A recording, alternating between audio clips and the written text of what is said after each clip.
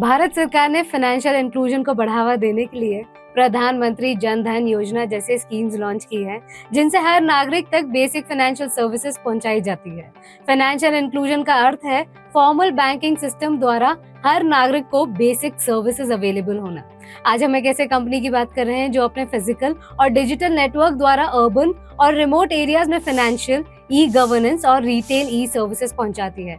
इस वीडियो में आप BLS ई सर्विसेज लिमिटेड IPO जो जल्द ही लाइव होने वाली है उसके डिटेल्स के बारे में जान पाएंगे।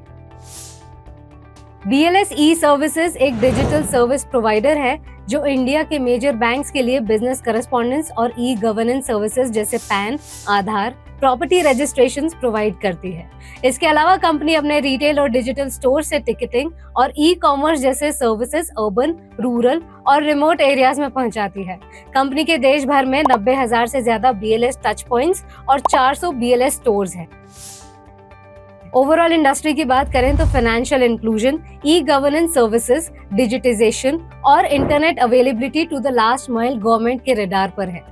कंट्री के टोटल क्रेडिट में रूरल इंडिया का शेयर सिर्फ 8% है और टोटल डिपॉजिट्स में केवल 11%। United Nations e governance survey में ग्लोबली इंडिया का रैंक 105 है। इसका मतलब ये हुआ कि ये एक हाई पोटेंशियल और हाई ग्रोथ सेगमेंट है।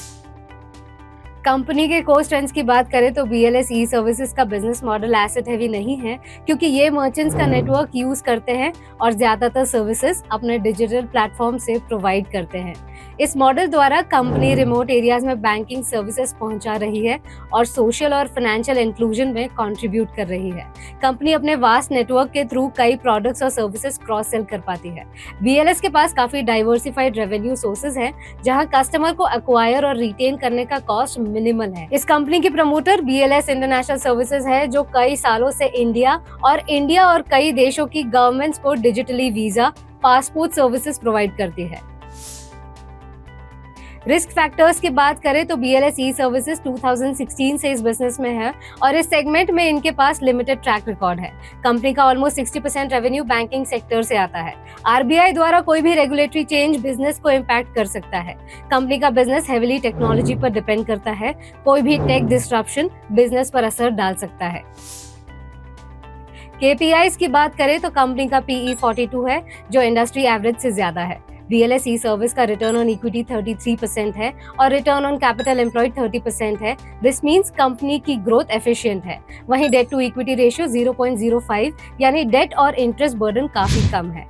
IPO 30 जनवरी से 1 फरवरी तक ओपन है। टोटल इशू साइज 310.91 करोड़ है और ये 100% फ्रेश इशू है। इस इशू का लॉट साइज 108 शेयर्स है और प्राइस बैंड 129 से 135 है। IPO के अलॉटमेंट डेट 2 फरवरी है। कंपनी की फाइनेंशियल परफॉर्मेंस देखें तो कंपनी की रेवेन्यू ग्रोथ स्ट्रॉन्ग और कंसिस्टेंट है।